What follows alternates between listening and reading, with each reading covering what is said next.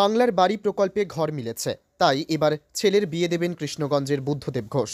কাঁচা বাড়ি, টিনের চাল দিয়ে জল পড়ত। ছেলের সম্বন্ধ দেখার জন্য পাত্রীপক্ষ এসেও মুখ ফিরিয়ে নিত।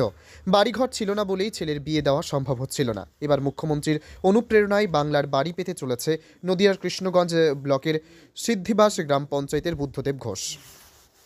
প্রথম কিস্তির ৬০,০০০ টাকা ইতিমধ্যেই পেয়ে গেছেন, আর তাই কাজ শুরু হয়ে গেছে জোর কদমে। ছেলে বড় হয়েছে, তেমন উপার্জন করে না, আর তাই সংসার চালাতে হিমশিম বুদ্ধদেব বাবুর।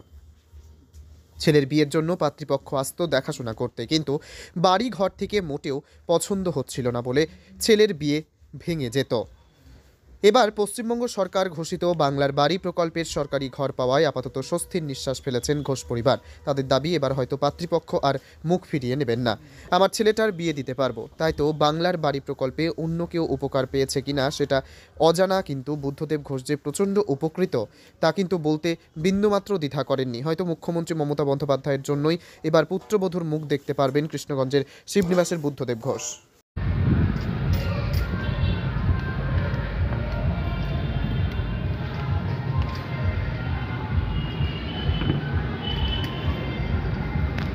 আমার বাড়িটা হচ্ছে বাংলার বাড়ি।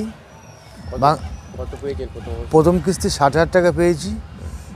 কাজ চালু করে দিচ্ছি। এবার বাড়িটা দিদির দৌলতে হচ্ছে, মমতা ব্যানার্জির দৌলতে বাংলার বাড়িটা হচ্ছে বলে আমি আমার ছেলেটা আগামীতে বিয়ে দিতে পারবো।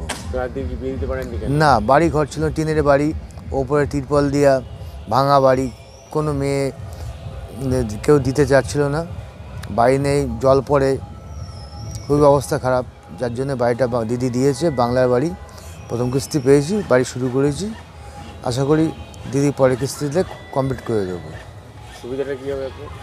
সুবিধা বাড়িটা হয়ে যাবে, ছাদ মাথার ওপর ছাদ ছিল না, সুবিধা হবে বসবাস কর, যাকে জল পড়তো। আর ছেলেও বেকার, কাজকর্ম পায়নি। ছেলের বিয়েটা হবে? ছেলের বিয়েটা হবে বলছে, দেখি। আমার নাম বুদ্ধদেব ঘোষ।